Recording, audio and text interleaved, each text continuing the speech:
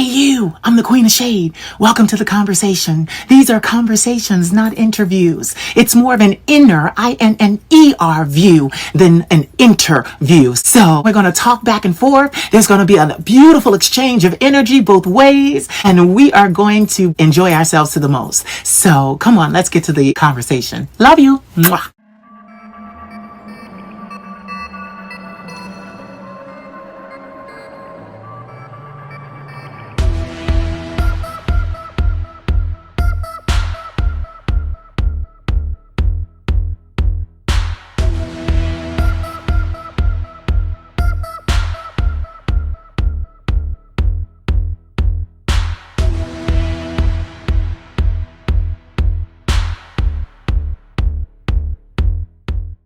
One-on-one conversations with the Queen of Shade.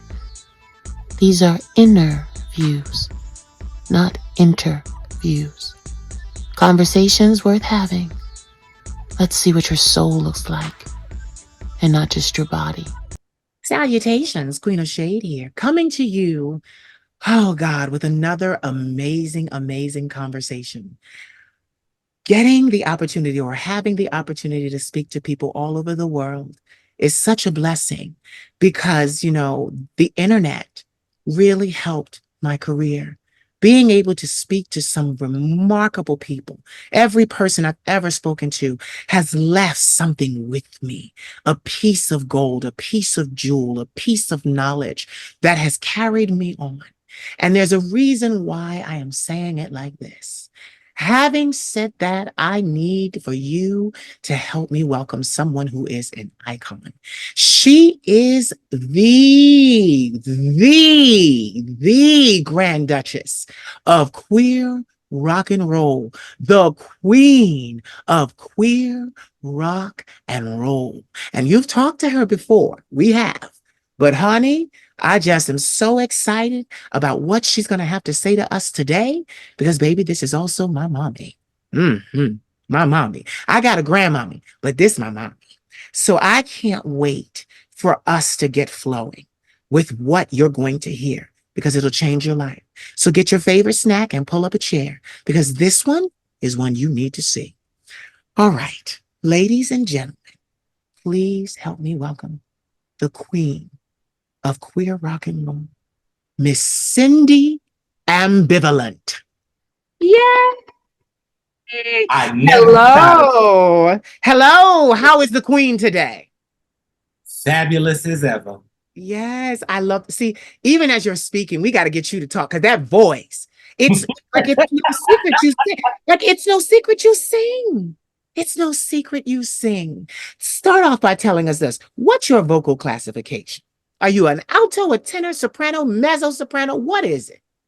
My grandfather was very persnickety about that, so he placed me as alto, and that's where I tended to cruise. Yeah. And I've been told I have a tenor speaking voice, and that's where I nestle in that tenor alto range, I would say. You know what's so crazy? Your voice is one of the most beautiful voices I have ever heard, and I hear no tenor in it at all. Really? Yes, but no, I respect. Like I respect. You're telling me what it is. I mean, you've traveled the world, you've done cruises and tours, and you've used this great gift. But I just love it's you have this cadence with you. There's this carriage, and it's so infectious. So I'm going to just throw a couple of things at you to get you talking so people can get to know and hear this voice. Because mama, from this day forward, we all gonna love this voice. We've loved it before, but this voice, you know me, I'm big on voices. Mama, when she sends me these voice memos, I send her back crying photos because that voice and what the power behind it. The power behind it is just so magnanimous. So you mentioned cruise ships. Give us a little background on Cyndi Ambivalent and the work you've done, because you mentioned, like you said, cruise ships and other things. And I know that there's Europe in there. So give us a little synopsis on for the first time. If someone's tuning in for the first time and they hear Cyndi Ambivalent, the queen of queer rock and roll, tell us who it's great coming from your mouth. No one can tell your story. Tell us how you are and how you became Cyndi. Who is Cyndi? Well, I would say In the best way that I could describe it is that I'm an amalgamation of every woman I've ever met. That's one way that I like to look at it. I am a patchwork quilt of generations of women that came before me. And growing up in the Bible Belt in the segregated South, singing in church, that was pretty much all you were allowed to do. And I remember I always loved singing and I always loved the Lord. And I always felt like, this is something, positive and I'm enjoying doing it. But I feel like I know God loves the sound of my voice. So if he does, I wonder who else might.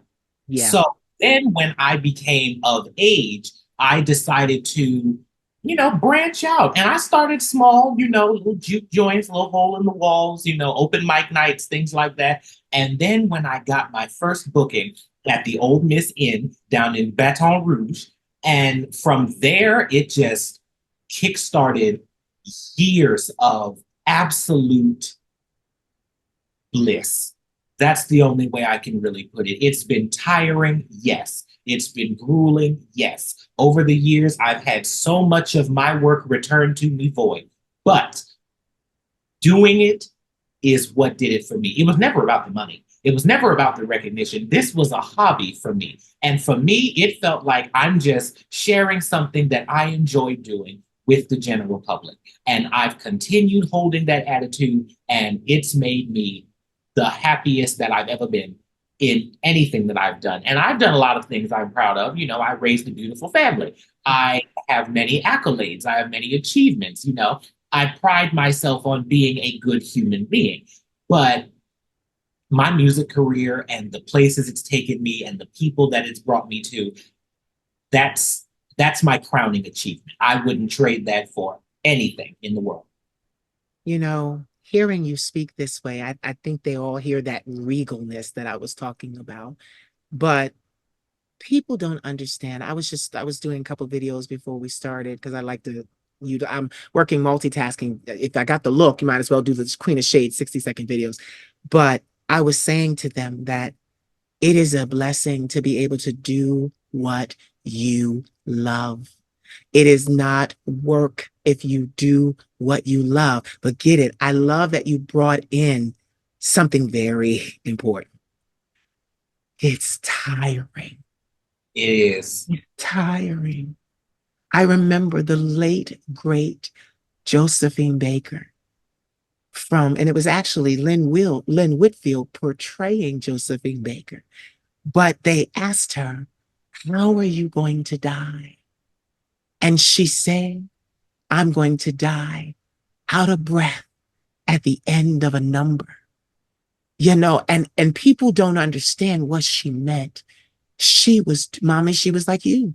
She was performing and crowds and people and places and things. I want to illustrate this.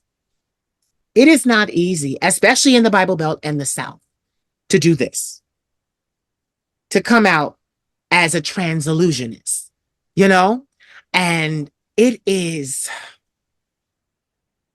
we incur so much damage by our own community.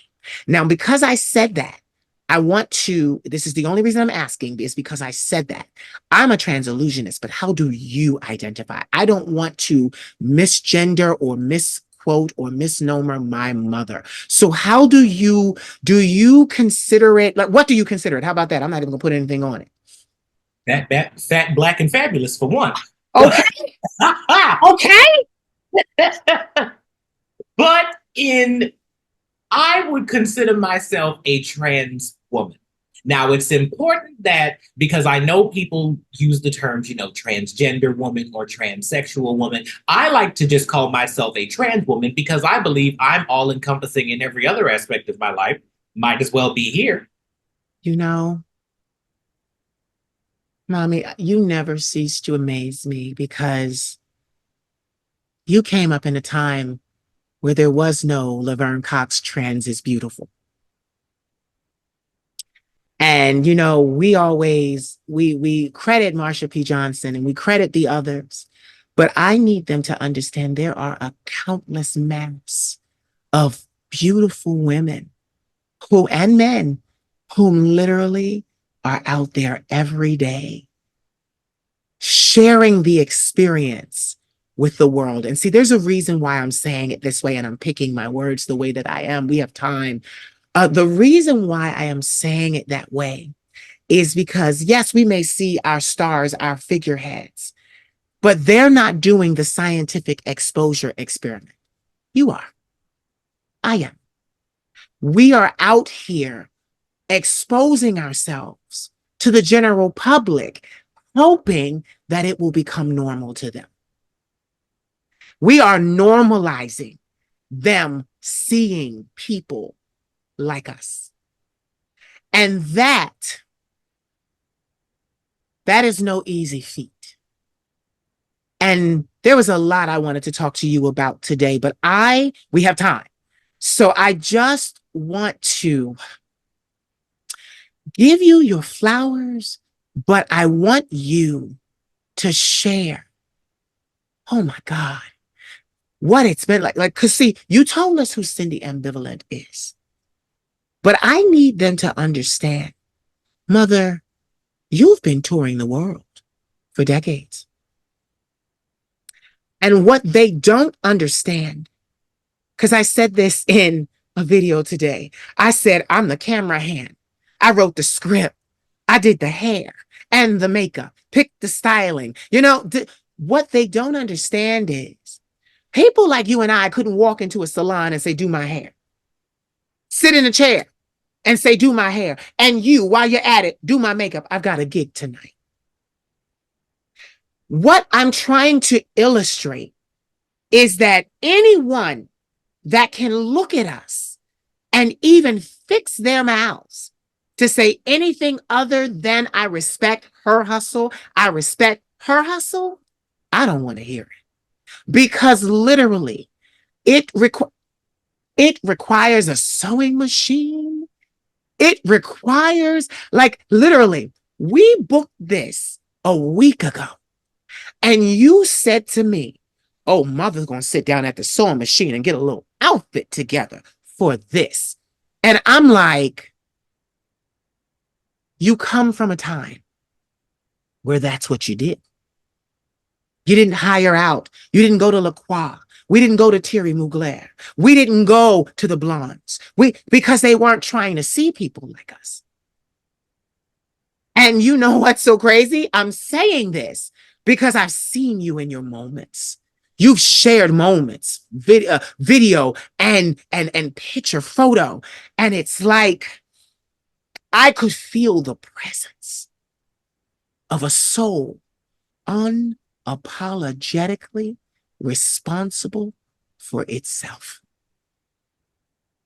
Mama, they don't understand. And it's so crazy because they go, oh, well, drag's a big thing.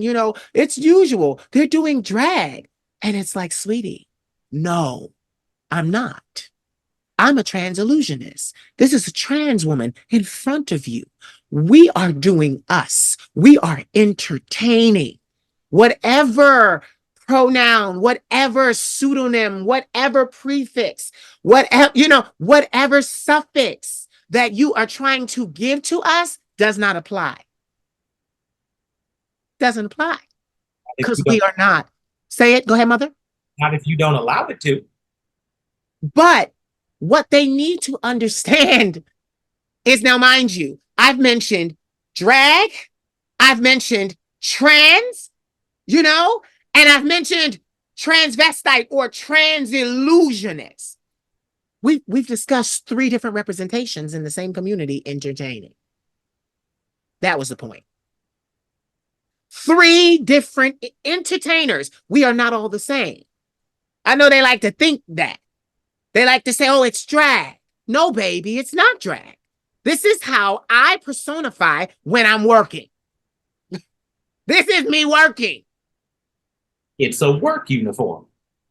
And that was one of the hardest boxes that I had to break myself out of when performing. I didn't want to be known as a trans entertainer. I wanted to be known as an entertainer. And hey, she also just so happens to be trans. I didn't want my gender and my personal choices and decisions that I made to better the quality of my life to subtract from my work. Because even if I wasn't a trans woman, whether I was born female or still lived my life as male, I would still be doing what I'm doing. That doesn't change. What's placed on you cannot be shifted away from you. That wouldn't have changed. I didn't want that to be the main focus of anything in my life, really. I have so many other things that I have carefully crafted and presented to people. That's what I want you to focus on. Now, when it's time to focus on my transness, that's different. But upon initial contact, I want you to see my list of achievements, my presentation, what I have to offer to the world. I want you to see me as a whole, not just as a piece of what's popular right now. Mama, we dealing with the same thing. Mm-hmm. And get this, we talking about generations between us. You're my mama for a reason. There are generations between you and I, whole generations, but we are facing a great evil. It's the only way I can say it. A great evil. Evil is the person that tries to lump all of that together. Evil is the person that does not understand that two things can be true at the same time. Evil is the person that looks and says, well, because I consume my entertainment this way, if it's not coming to me this way, then I don't want to touch it. Both of us started making no money. And yet and still we had to get hair, makeup, gowns, costumes. You pay the band. Like book the club. They're just what I'm talking about today. And I didn't even know I was going this way, but I'm talking about the climate of entertainment.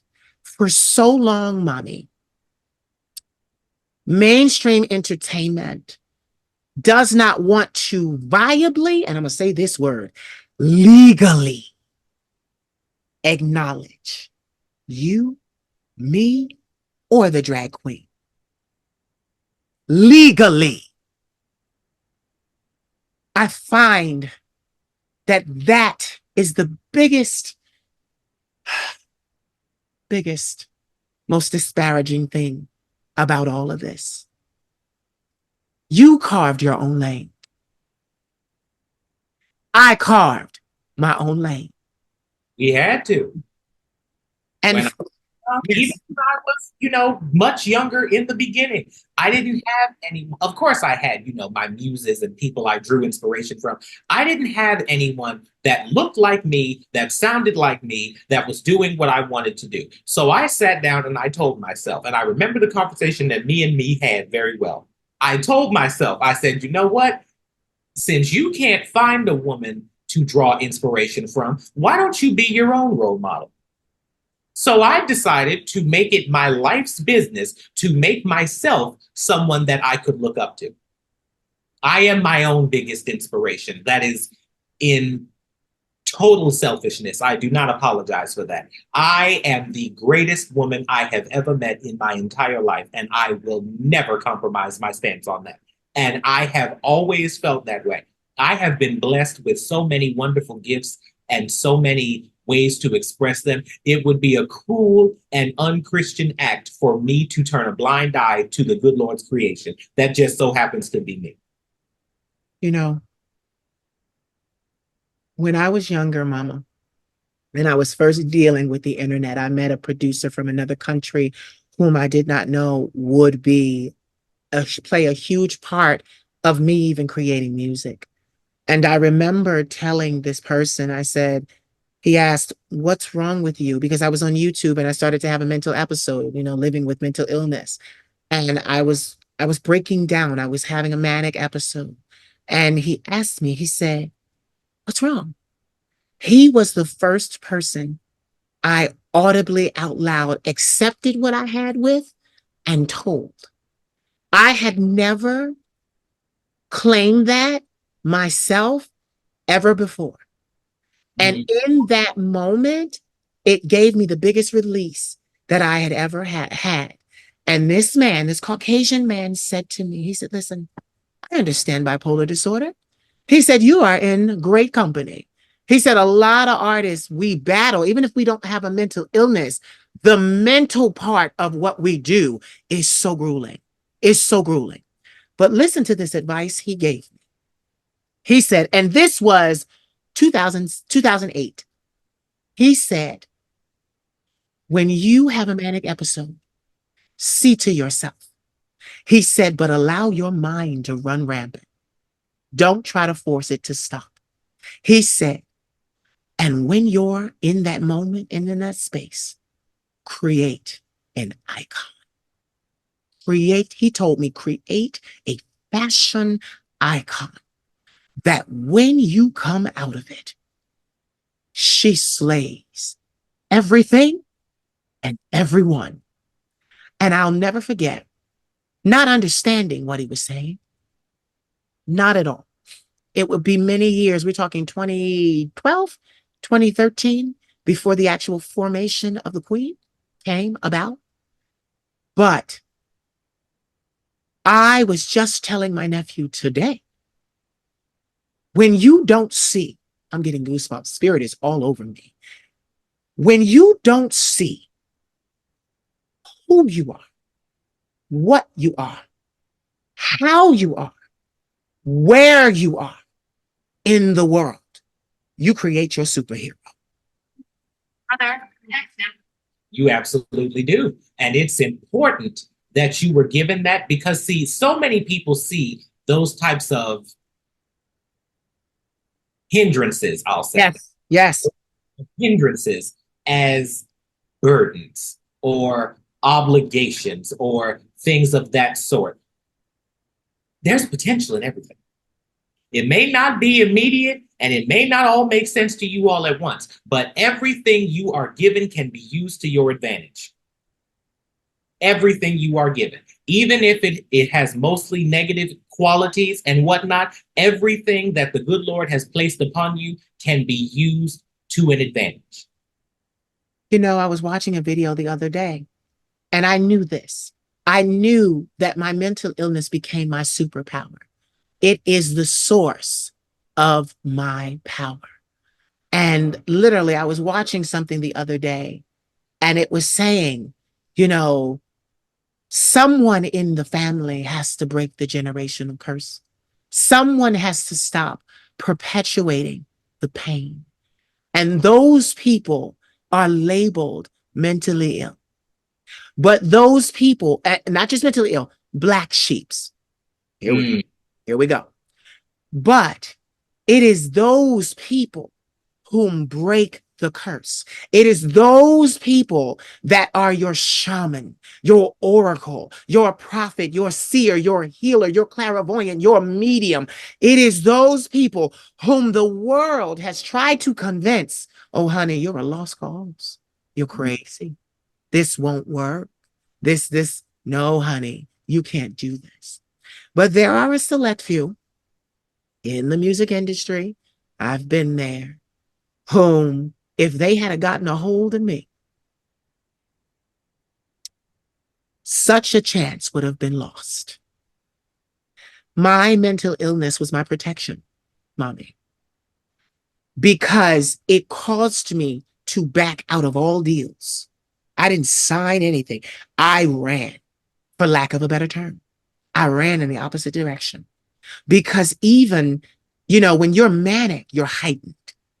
And what I didn't understand was the divine was teaching me, even in a manic state, how to begin to use what he was giving me. And he understood that I was impaired because I was impaired, but he never stopped. Do this, see the work of your handiwork, see this, see that, do this. It never stopped. And then when that crash would happen, and would take me a year to recover, sleeping on a friend or a man's couch, trying to come back to myself. I would come back to myself. a little bit more in control of my superpowers. And that continued for years until I got to the place where I am now. And mommy, I'm saying this because you are more than just an entertainer. And I'm saying this because I had an Egyptian priest years ago on YouTube as well. Spirit touched me again. They talked about trans. They talked about, non-binary. They talked about gay. They talked about the entire spectrum.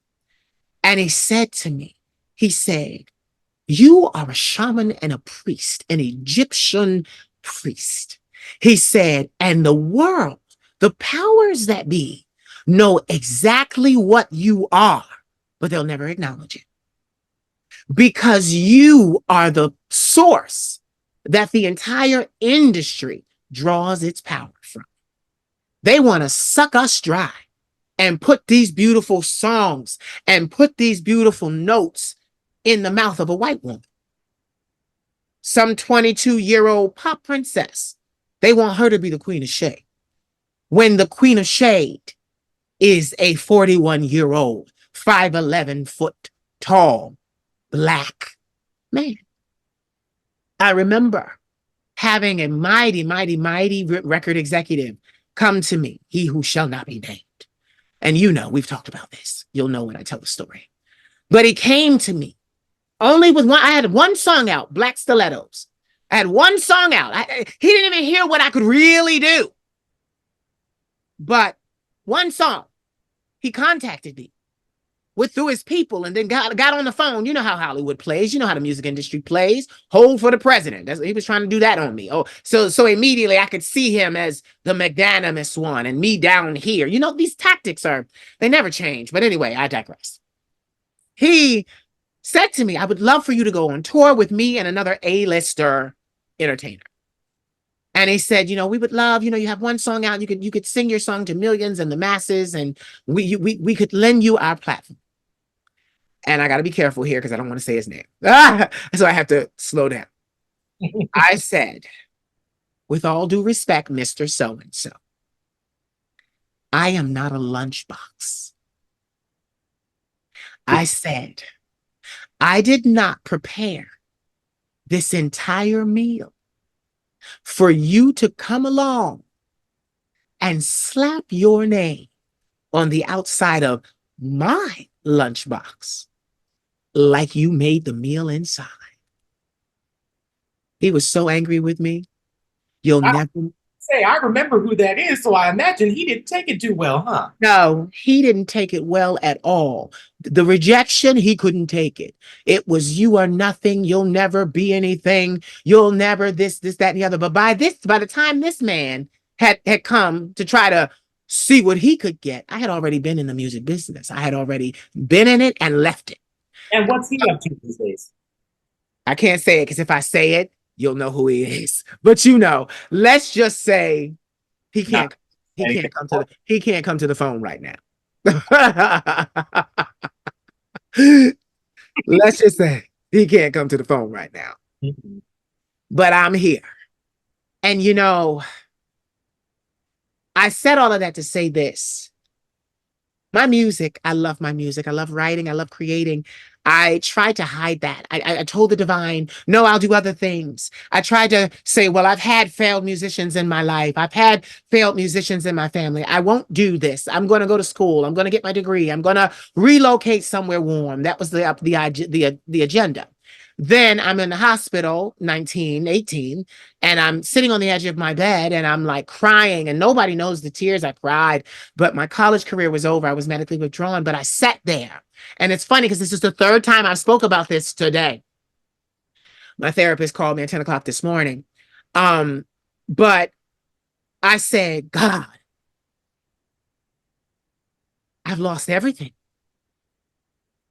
What am I going to do now? What he told you to do.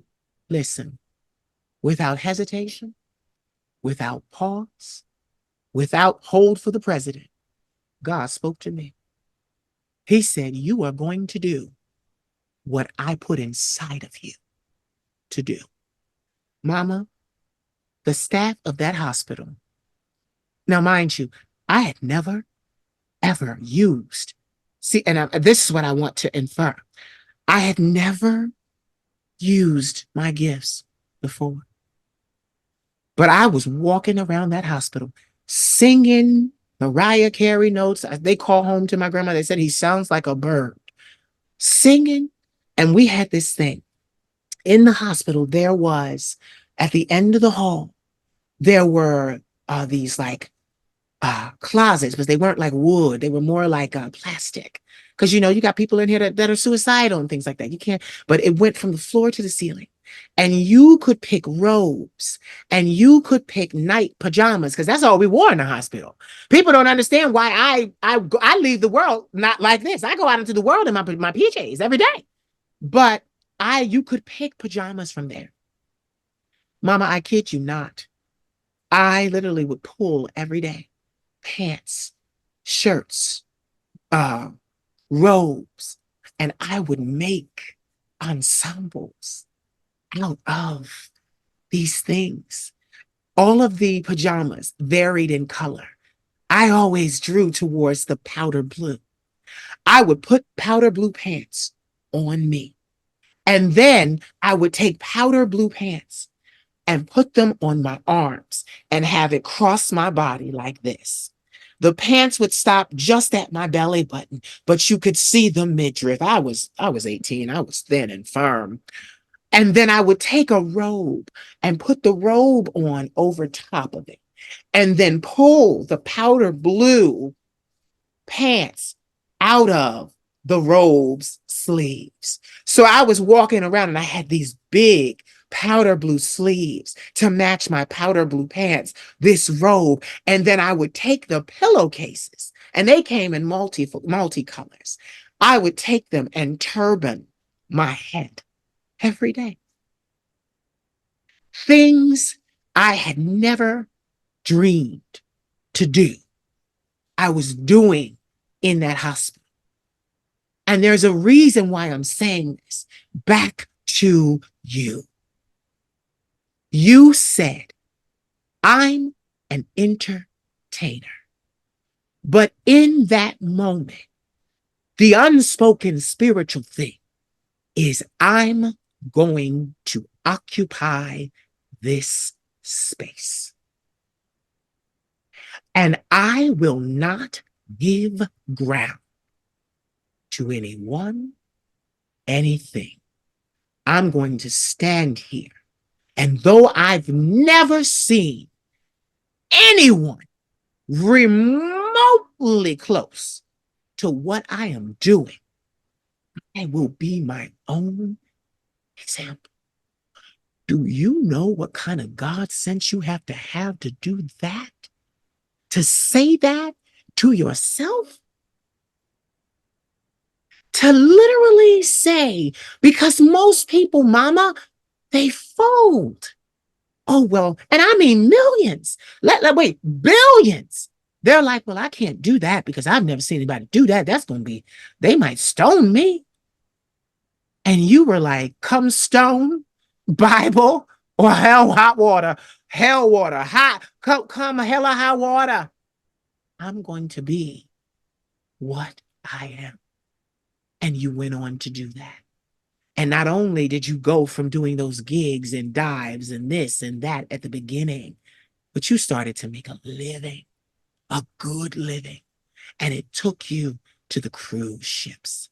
And what people do not understand is a lot of talent, Jennifer Hudson included, started on the cruise ships. So, mama, I digress. Tell us how you got to the cruise ship era of your life and what was that like? What it started as is I would do little open mics, as I said, and then I found a steady job working at this little swanky little lounge tucked off in the corner of half nowhere. And one of the nights, one of the people that was in the audience was actually a travel agent. And he had told me that, you know, he was getting ready to do a cruise. I cannot for the life of me remember where the cruise was going. And they needed live entertainment because there was an on-ship cabaret. And Mm. I initially I was like, I can't accept that. I that's not for me. And it wasn't because I didn't feel like, I didn't deserve it or I wasn't that good because look who you're talking to. Right. The But queen of queer rock and roll. so I knew I was that good. But my whole issue was I had never gone out on my own. And I don't mean like living by myself or doing by myself. I mean, in that moment, that was one of the biggest life decisions I've ever had to make as an adult. And there's nothing more scary than that. Yes. And for a lot of people, they get that feeling with like, paying your first bill, signing your first lease, buying your first car, applying for your first job. Now, I had those feelings and those experiences, and I remembered like that butterflies feeling and like that I don't know, like trying to find a way to talk myself out of it because you'll be amazed what your mind will make you think that you can't do when you've never done it before. Talk it, mama. Talk about it. And that was one of my worst character traits for like the first maybe 5 years of my career. I could not for the life of me talk myself into like the way that people saw me and the way that I saw me, those were two different women, two completely different women. And even now, like, because I still put on a good show, but when the curtain comes down and the hair and the makeup and the clothes are off, it's just me, Mm. Not to say that I don't like me, but me and me are two completely different people. It's two different vessels. And this was the birth of me. But I was afraid of that. So I told him, give me a couple days to think on it. That's what I told him. Just give me a couple days to think on it. I've never been offered anything like this before. Let me pray on it and I'll get back to you. He said, I will come to every one of these shows until you say yes. Mm. And that's Mm. exactly what he did for the next 2.5 weeks. That man sat center front table at every show I did until Mm. that cruise. Say it again until you what? Until I agreed to do the cruise. He came every single show. And when I finally told him yes, he said, I'm glad you said yes now because these tickets are getting expensive. Facts is facts. Can't argue with that. I'm not trying to. No. So doing it, it was interesting because not only had I never performed on that big of a scale, I'd also never been on a cruise before. So that was a very new experience for me. And once you get past the violent motion sickness that nobody saw because I'm very discreet, Right.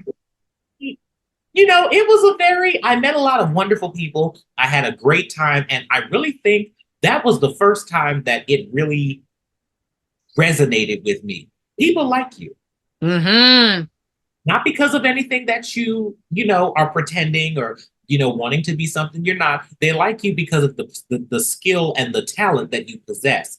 You can really do something with this. Like at first, I was just like, I'm just going to do these little gigs just to keep the lights on. That's my only concern. As long as my household is taken care of and I can get by because I was comfortable.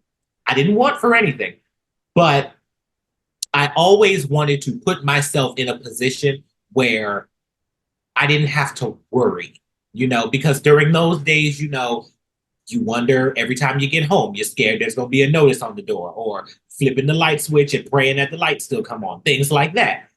I wanted to get to a point where that was something that I couldn't even fathom doing anymore. And I really feel like that opportunity is part of what opened that door for me.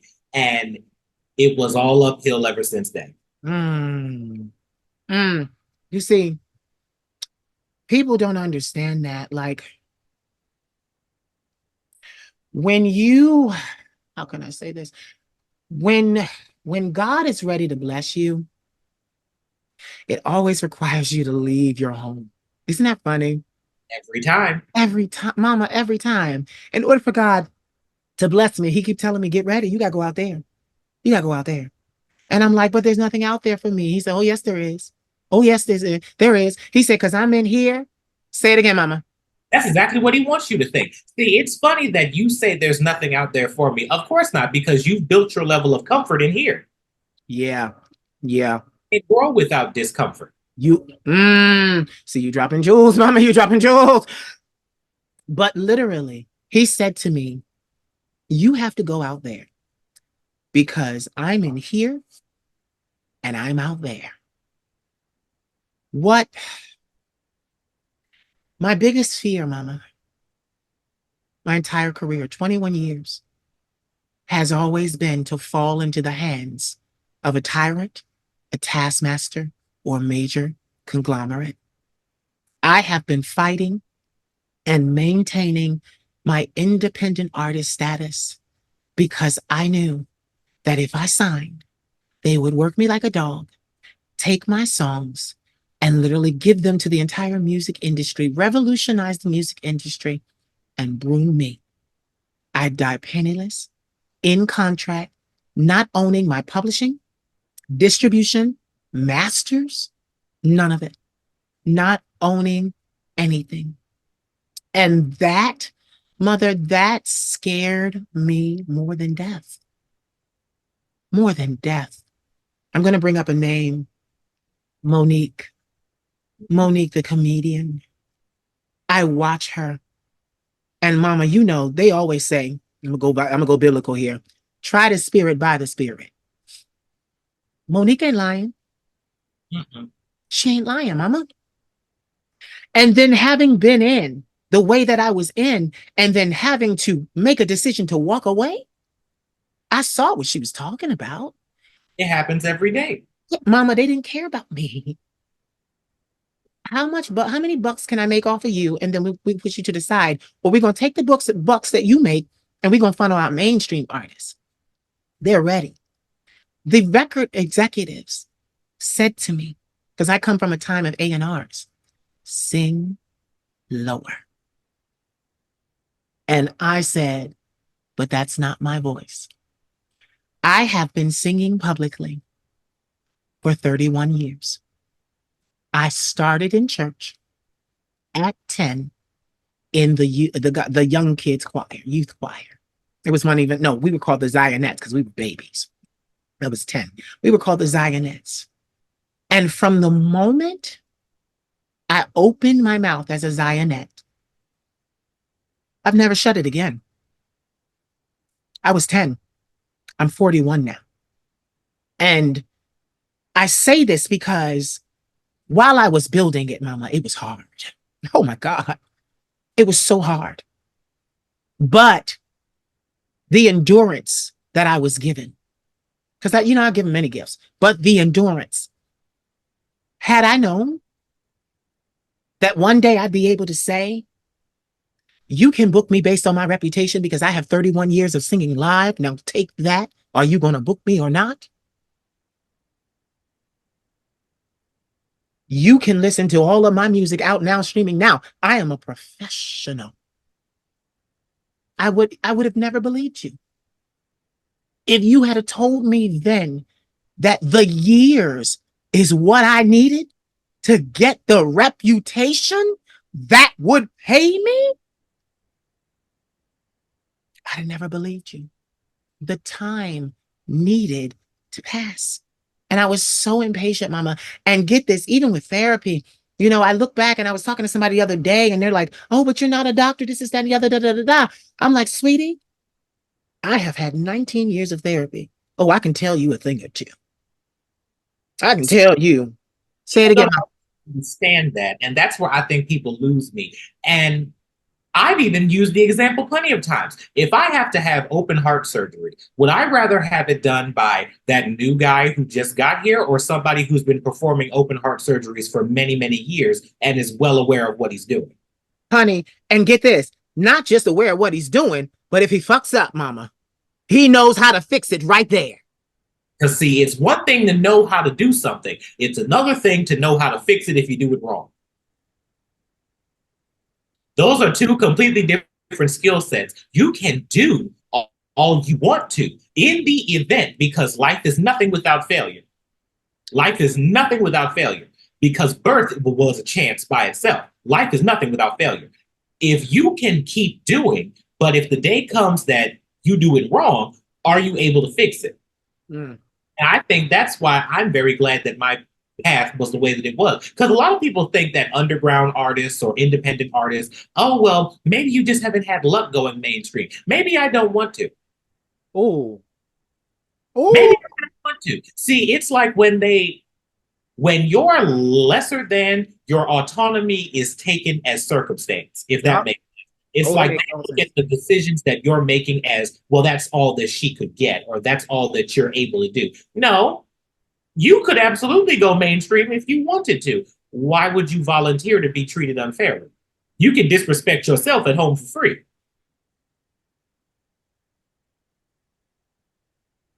Say that again, please. For Yeah, the you people in the back. You can disrespect yourself at home for free. Matter of fact, if you want a taste of what it's like to go mainstream, once this interview is over, go in that bathroom, look in that mirror, and cuss yourself the fuck out. That's basically what it feels like. And I'm talking about that old nasty cuss, like from way down in here. Like just really have at it. That's basically what it's like. You can be disrespected at home by yourself with a cat and a goldfish for less than to sell away your gift for somebody else's game. There's See, no point. see, I needed this today. I needed this today. I needed this today. We ain't even done. I'm gonna tell you something right now. So get this, 10 o'clock this morning. I'm like I told you, I'm under the weather. I'm sick, so I'm just trying to, take my time. But thank God it ain't COVID. But it's a cold, and it's affecting my larynx and my lungs. But this morning my therapist called me, and I'm going to be very candid because you my mama. When we talk, and they're getting the benefit of seeing a phone conversation because we have them all the time. So my therapist said to me today, we were talking, and I was talking about placing a dollar amount on myself, on my work, on who I was, on not making any big money just yet. I was totally going in on myself about having to leave college, come home, take a customer service job. People are like, why won't he get over that? I'm like, you don't understand why I won't get over that. Me having to leave school meant that I did not get the degree. Me not getting the degree meant that I could not, at minimum, the floor would be $40,000. I could take care of myself instead of $23,000 killing myself on a customer service job. I saw that my life would be impacted and impaired because of the lack of an education, formal education. So get this. She's talking to me this morning, and I'm crying, and I'm talking about, all these people around me. They just, they're talking about old money, and I'm not, I'm not as worth as I thought, and this is hard, and I do everybody's job. And she said to me, she said, Bjorn, she said, can I tell you something? I said, yes, ma'am, you can. She said, I am nothing special. All I did was go to school and get an education. She said, I am not a genius. I did not create my own way. I, furthermore, went to school because she's an immigrant from Palestine. She had an engineering degree when she was in Palestine.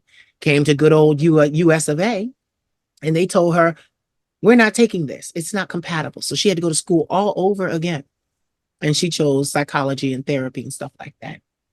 But long story short, she said, and I will be paying my student loans. And this is an older woman until the day that I die and passed. She said, baby, the grass is not greener on the other side. Listen to this. She said, because of my student loans, I make minimum wage, and Ooh. I'm a therapist, a master's degree holding therapist. And she said to me, she said, but baby, you're a genius. She said, and when that bell curve evens out, you are going to be so far ahead of all of us. And I was like, it touched me so deeply because I cried. I said, I just thank you for that because I felt worthless, Mama. We've had conversations like this. I felt worthless, but God did not leave me out.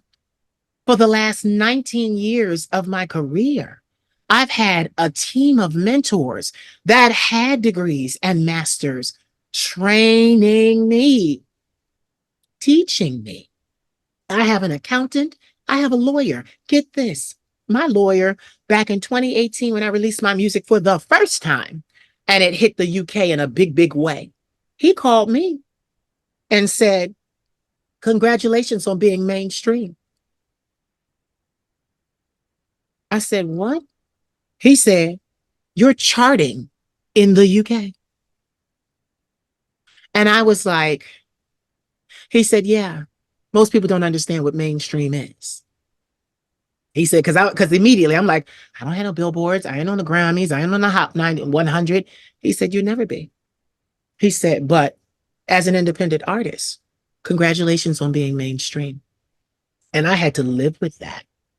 My music is out there. Then so I pull everything down. And then in May of last year, I released my album, like I curated another album and released it. 5 million streams. 5 million. And I'm like, and he said, I told you, your voice is known. We know you. He said, and what's more important, you still have your integrity. That's something they can never buy from you. Mm-mm. You can sell everything else. Mm-hmm. Sell your name if you wanted to. Mm-hmm. They can never take your integrity.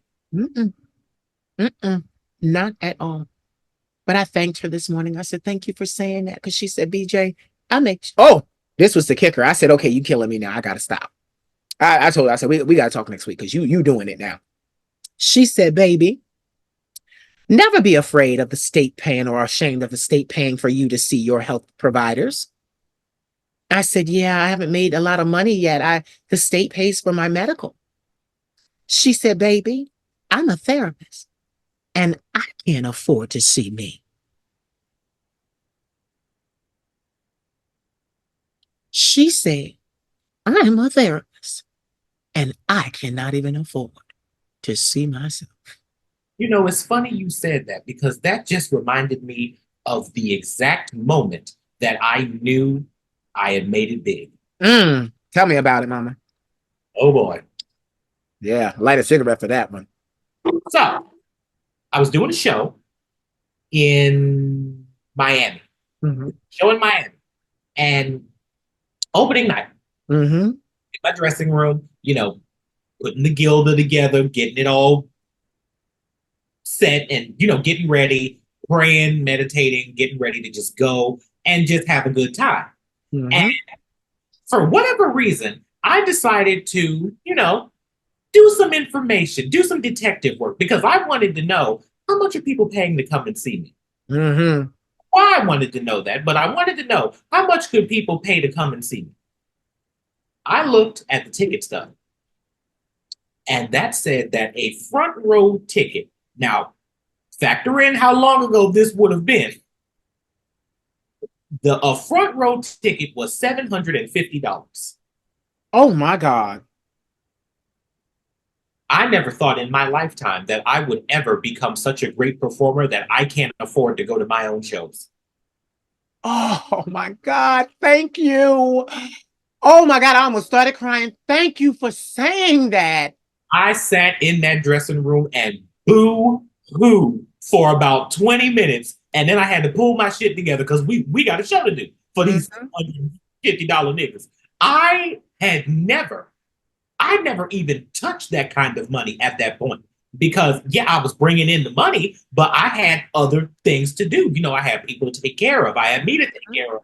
And then somebody got to keep us dressed, Yeah. So, like, I was comfortable, and then at that time, I didn't like to have too much, liquid income at the time anyway. If I have it, there's something that needs to be bought or something I would like, just take it.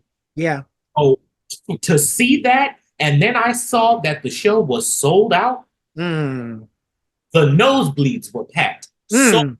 out. I was truly, I didn't even know what to say. I was at a loss for words. Mm. And to hit that stage and have them all celebrating your hard work, because they weren't just celebrating you that night. And that's what people need to understand. They were celebrating your journey, the journey. Say it again, baby. Whether they knew it or not. What? Mama, see, this is why. Ha, this is why I needed this on this Friday. Oh my God. Like today has been, God has just been giving me comfort because this shit is hard. But he's like, baby, your heart is behind you. It's behind you. But it is so beautiful to be able to know that these people, when they come and see you, they are celebrating your sacrifices, your turning down of your plate, your I gotta stay in this rickety hotel because I can't afford the Carlton, the Ritz Carlton, the high, I can't afford the Waldorf. Like, and this is the thing, and I want to draw light to this. Everybody who is not Beyonce in the public light and in the public eye, who had a career, they doing the same thing. They staying at the lesser hotels, but they work every night and make enough to afford their lifestyle, to afford the designer clothes they want to wear. See, nobody ever says what happens to an entertainer after they are so publicized and then you don't see them no more. Baby, they start hitting concerts.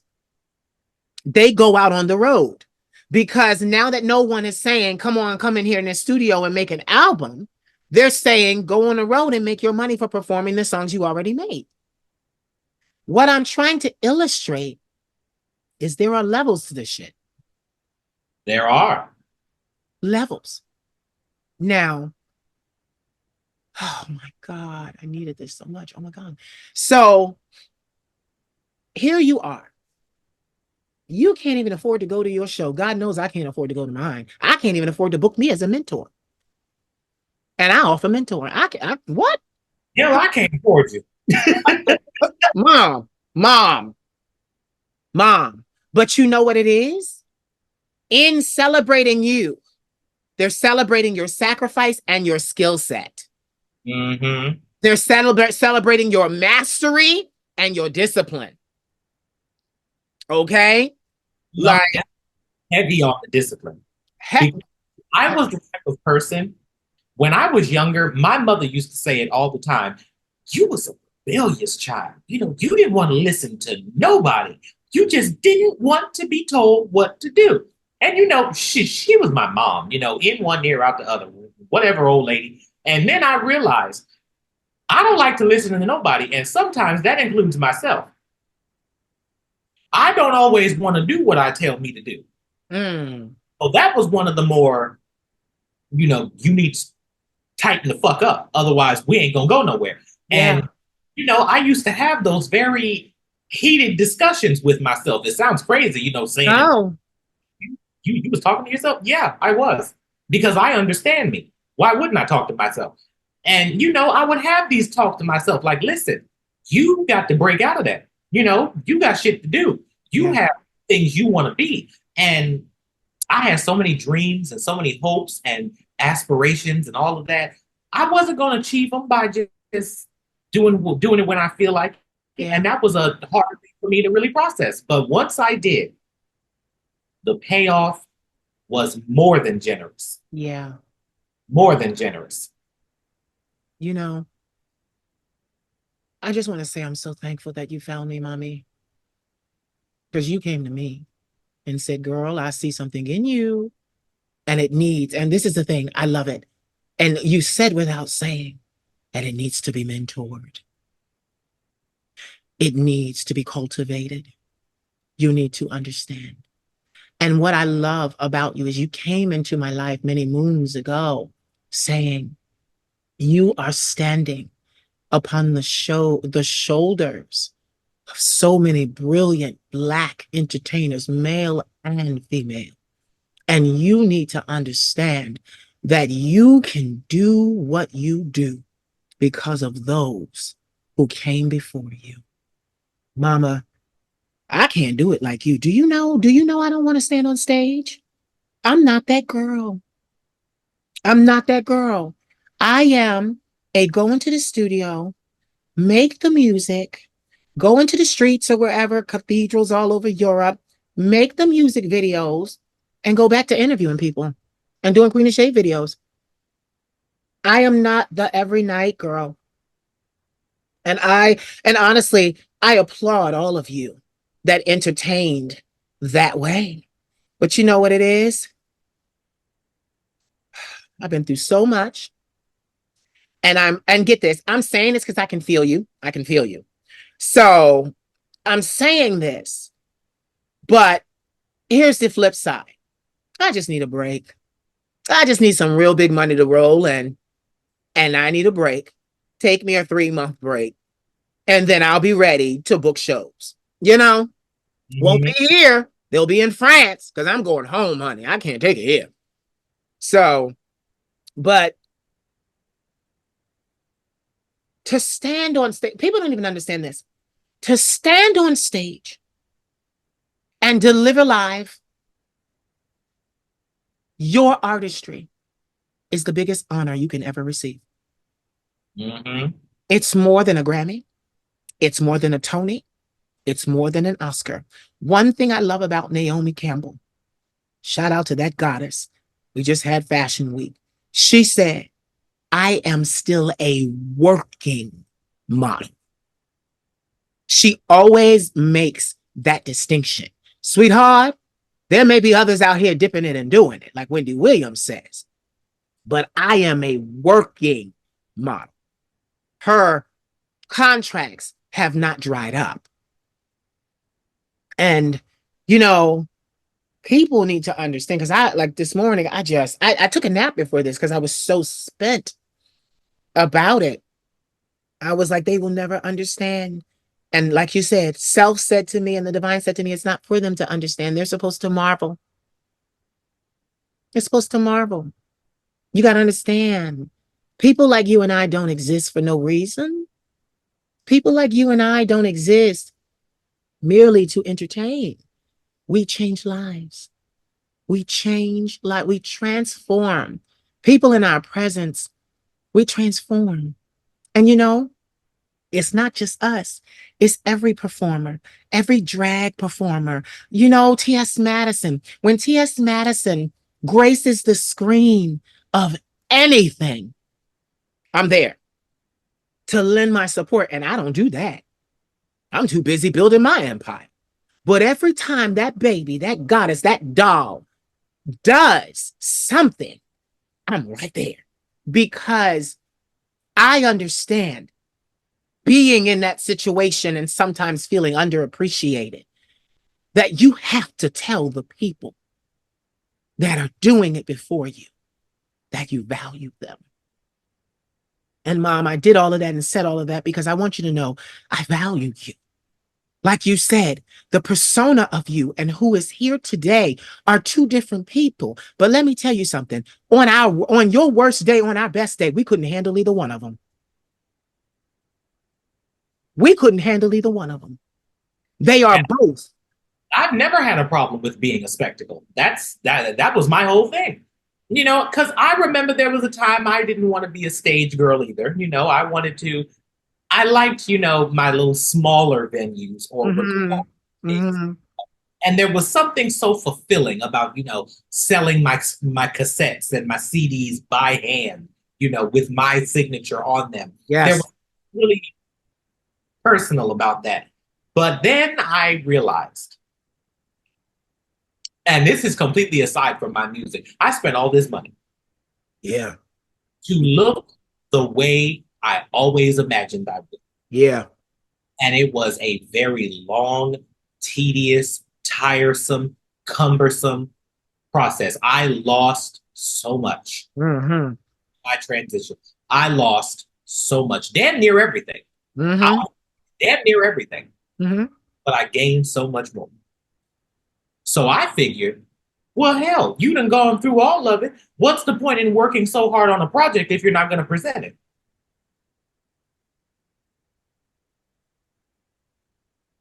And I have, that is in total immodesty. Again, I do not apologize for that. When I walk into a room, I want people to look at me. I want to be a constant thought in the minds of everybody sitting in the physical presence of me. That's what I enjoy. Yeah. Always loved being the center of, I like being the focal point of the room. I want to catch your eye and keep it. That's why I wanted to be more than just a pretty face on stage. Yeah. And you are. You are. Now, with a lot of modern singers, that is a lost and ancient art. But I was one of the ones that really, I didn't have my good looks all the time to bank on. There were days where, because I remember back in like the days where I was just grunge, you Mm-hmm. put lipstick on and you do like this so it smears and hair all over the place and ripped clothes, like that really just dirty and gritty look. And the Mm-hmm. underground loved that. I Mm. started to branch out and I, tapped into more of my other genres of music and got away from that, harder rock music that I started with, which was a major jump going from gospel to hard rock. And then, branching out into other ones with like soul and R&B. Yeah. And I was still known for sliding in a gospel number or two because I never forget where I came from. Mm-hmm. I decided to put more, not care, because of course I put care into any image I present to the world, but to put more time and dedication and, a fresh coat of paint on, Emphasis. yeah, more emphasis on certain things that I wanted to present. So I've never had an issue with, being on stage in a room full of people and being watched and all that. I love it personally. I think it is so fulfilling. Yeah. I believe that that was my entire, whether it be my singing Yeah. or my public speaking, knowing that there's a room full of people that came for the sole purpose of seeing me and hearing what I have to say or whatever it is I have to do, that makes it all worthwhile. It does. And you know what? Even as you were talking, the divine said to me, don't rob yourself of the ending, baby. Don't rob yourself of the part when they actually do clap, you know? And God, I'm in this shift. So look at this. I rebranded my entire Instagram page. I used Fashion Week to springboard into another side of me. I started in fashion. I will always be once a fashion model, always a fashion model, very stylish faces, got the side profile, got all of that. This ain't no filter. This is me actually doing the makeup. So I realized something, like even like leaving school and this is that and the other, and all of these things that have happened to me. They happened to me, not because of me. But like what I realized, yeah, they happened. I'm gonna say that again. They happened to me, not because of me. So God gave a very special clause in my human contract because of that. And that stipulation is you can do whatever the hell you want. Mm-hmm. Don't fear anything. Don't fear anyone. You special. I sent you here. You belong to me. You do what you want to do. Cause I see, I know, I was there. And it just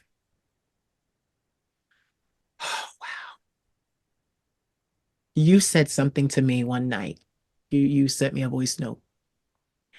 And you didn't know. I sent you a crying picture back because you said to me out of the blue, I was feeling low that time and because people around me, they try to make it about the dollar amount. Oh, well, you're not making massive dollars. And I will never again debase my work to a dollar, like, put a dollar work on it because this work is so monumental. But, turn around and you said to me, by the time you are 50 years old, you will be an active millionaire.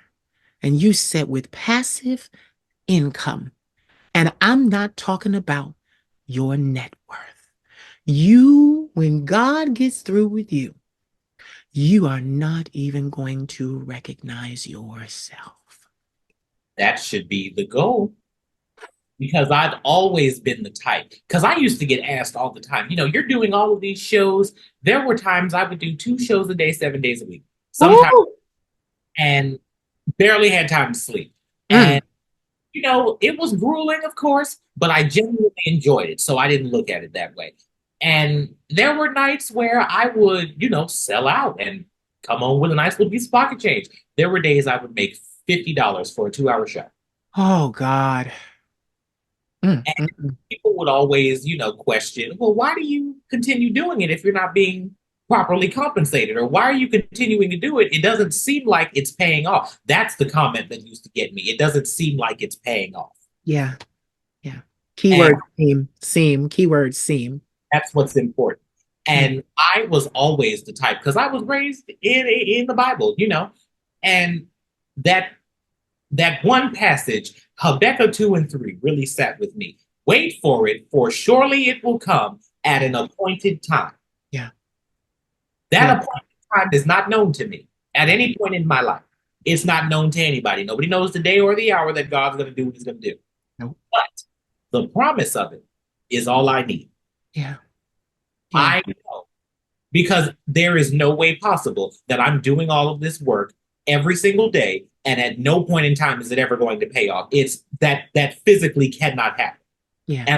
And, and not only can it not happen, I'm not going to allow it to. Yeah. So I continue, pounding the pavement and, doing what I could because I knew there would come a day where I would be sitting right where I am right now, Yeah. marveling in the fruits of my labor and being interviewed by the up and coming. Yes. Oh, that you don't even understand that NDRE said if young people would talk to old people, if old people would talk to young people, we would be a better people. Mm, mm, mm. You need wisdom. And I've been saying this lately. I need everybody to understand. I did not fail at my career. I said no. I walked away from the signing table. They told me I was crazy, but it wasn't because I was a failed musician. They wanted me. Like not even a failed model. They wanted me. I got sick, mental illness, and had to leave. And it's so crazy because I look at all the models that were there during the time I was, and they old now, and they look old. And here I am, staying fighting weight. I've gained some weight, but it's nothing that a bench press and a lat pull down can't fix. It's not. It's not. I didn't let myself, just run by the wayside. And people don't understand that to negate somebody's hard work. You could like I look at people and they say things and I'm like, baby, you couldn't even do this.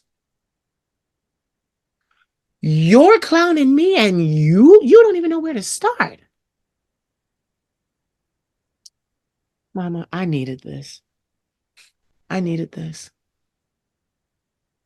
So tell me, what is Cyndi Ambivalent up to these days? These days, I have focused more in on the aspect of public speaking. Yeah. And that was my, it was my compromise because I figured, of course, before I leave this earth, I'm going to get back into musical performances. That is something I do plan on doing for Yeah. the rest, however long I got left. There is no negotiation, there's no compromise. That is what's going to happen. Yes. However, I decided that public speaking would be a nice, healthy median in the meantime, because I still get to go out and I would hate to waste an outfit. So I still get to dress up and, people still get to hear me and hear what I have to say, which of course is absolutely astonishing to Yeah. me. The last event that I had spoken at, I had shared a lot about my personal trans journey and what that was like for me. And this was a room of non-trans elderly white people. Mm, The last demographic of people that would understand the plight of a Black trans woman. exactly, because they were there in the beginning. Hmm. So it's like, yeah, I'm glad y'all are listening to me talking about my problems. Some of them came from you. Mm-hmm. Mm-hmm. We're all cool. We're all cool. So, And when I finished telling my story, I thought I was just, talking because this was my life. I had gone through it. I had no problem sharing it. And when I finished, there wasn't a dry eye in the room. Yeah. And I had people coming up to me and thanking me for sharing with them because they had no idea. They didn't know that people in this walk of life had to deal with so much because I told them the same analogy that I share with you all the time. I was pushed away by the white folk for being black, by the black folk for being gay, and by the gay folk when I transitioned. Then Yeah. I was by the trans folk because I was too dark and too big. Eurocentric beauty standards are the downfall of basic human decency. I've been saying it for years. Yeah. And when you get pushed away by all of these groups of people, that leaves you in this little tiny corner over here. And you're expected to make the best possible life you can out of this 2 by 2 square that you are now forced into. Yeah. So from that day forward, I told myself, you know what? If I can't pull myself out of this, because at the time I didn't know, if I can't pull myself out of it, I'm at least going to make it my life's business that nobody else ever feels like they have to sit in this 2 by 2 square. I was blessed enough to have done both. Yeah. Yeah. Like it's just, and people don't know your contributions. Like we've talked so long, you've given back in so many ways, not just to the trans community, but at one time you were on a suicide hotline. You know, you were doing work on the suicide hotline. So you've always been a powerhouse. You've always been that larger than life personality who was not afraid to get her hands dirty. I You had to, the way that I came up, and especially with the hand of cards I was dealt, nothing was going to be handed to me. know? The only thing that was going to be handed to me was rejection. Yeah. And I can't do anything with that. So I mean, if you're not, I'm not gonna beg you to treat me like I deserve to be treated. And that Right. goes to anybody. I know most times people say that it's in a romantic context. That's in all facets of my life. I will never beg for equality. Right. I will never beg to be treated as a person. What I will do is demand the respect that I so greatly deserve. But I didn't want to just demand that respect on principle alone. I made myself into a respectable individual. There you go. There you And go. when I say respectable, I mean somebody who is on top of her shit 24/7. I've never lied my way to the top. I've never cheated my way out of anything. I've never stole from nobody. Everything I got was through hard work and dedication. Right? Now, granted, there were some opportunities that were truly a blessing to me, and I may not have felt like I deserved them, but evidently I did. Otherwise, I wouldn't have been offered. Yeah. Everything that I've put my hand on in my life, I built it and it has prospered greatly. Yeah. And now that I sit as an adult and I'm in this hazy area of my career where I'm not retired, but I'm not active.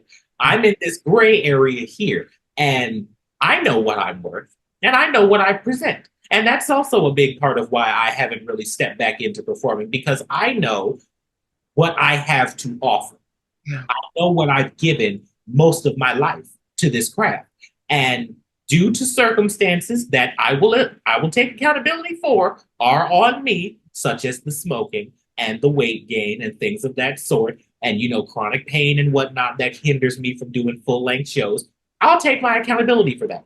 Due to circumstances within my control, that's what's keeping me from doing that. So it's on me to fix it. Yeah. And that level of accountability and dedication is when you have it, you can never lose it. And if you don't have it, it takes forever to get. Yeah.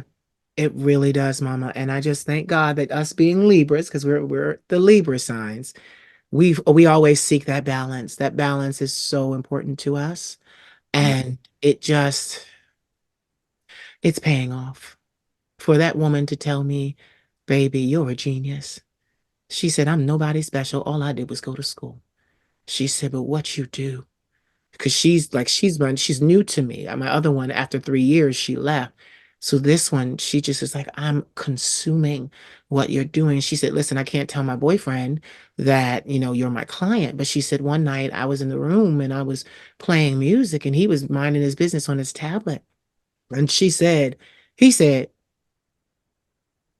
who's that? And she said, "Oh, I just discovered some new music," because she couldn't tell him it was me and I was her patient. She said, "Oh, it's just some new music I discovered." He said, "Turn that up. Better yet, put that on the house speakers." I lied to you not. She told me he started to listen and he said, "Oh, she's good. She's good." And my therapist couldn't wait to tell me because she said, "BJ, I'm helping you get to the next level. We are examining the trauma of your life, and there was a lot." She said, "But baby, I'm here to help you program yourself to be a star." She said, "How's my star?" She said, "I am here for you to make that final transition." She said, "You must keep going. You will keep going and you will achieve. You will." She said, you will achieve." And I was just like, I cried because I said, "Thank you so much." I said, because, I still live with mental illness, mama. Sometimes I get those suicidal thoughts and things like that. And I say that publicly because you have to understand something. There's two types of people in the world. There's the ones that have suicidal thoughts and they act out on them. And then there's the other that has suicidal thoughts, but 19 years of therapy and says, "Okay, let me unpack this because obviously there's a root of something here that I need to use my tools in my private closet and dig up." And that's what I do. No one will ever, there is nothing anyone can ever do to me. Powers that be, Hollywood, bloggers, anybody. There is no thing that anyone can ever do to me to tip me over the edge. I'm supposed to be here, just as you are supposed to be here. So every day I live with all that stuff going on in my head, and in that same head, I create mastery level work. And that is my claim. I don't care about nothing else. I don't care. Like that, you cannot touch my reputation for my work. And it's the same with you. They cannot, no one can take your essence from you. You will always be you.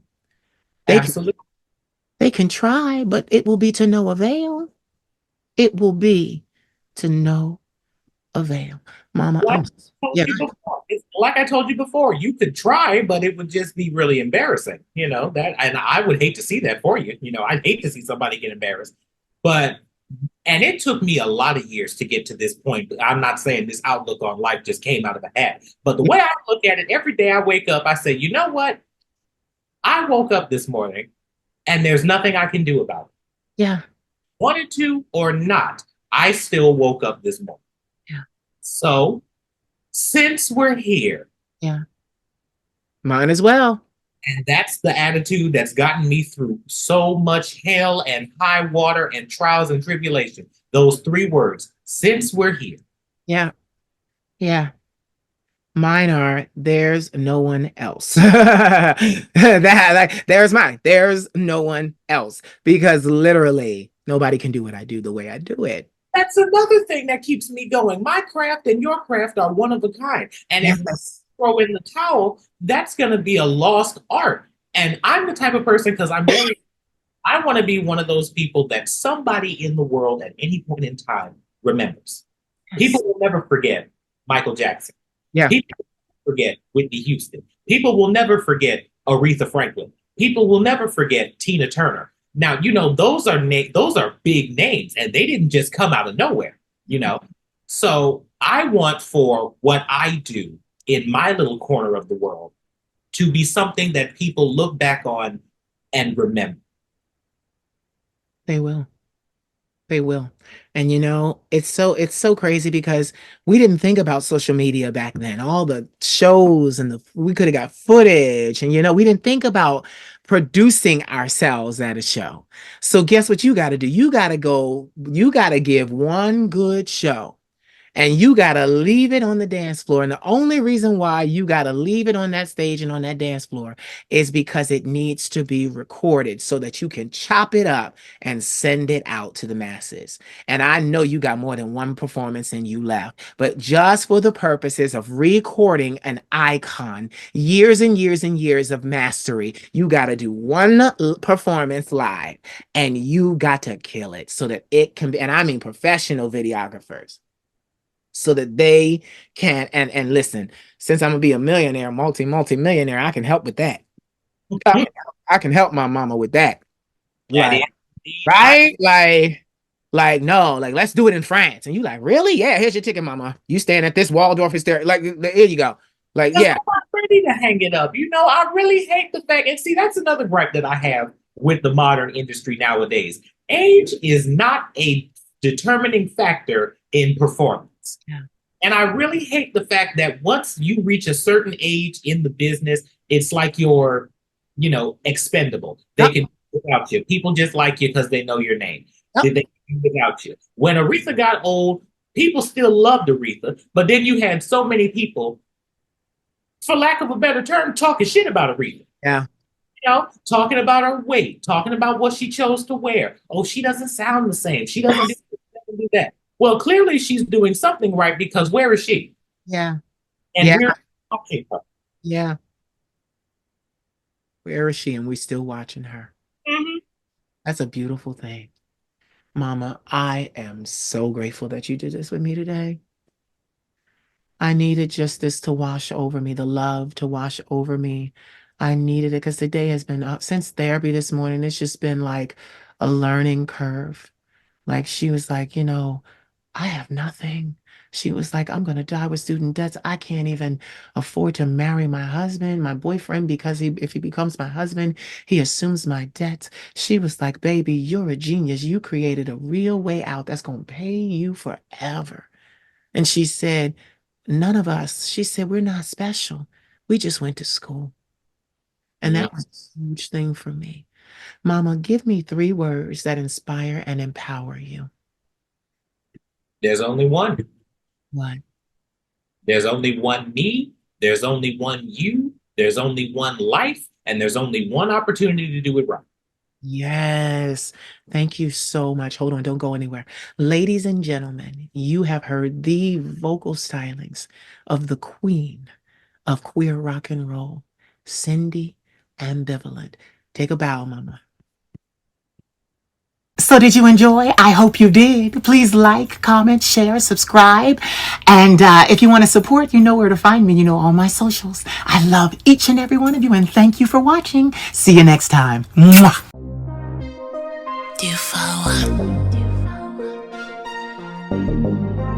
The Queen of Shade.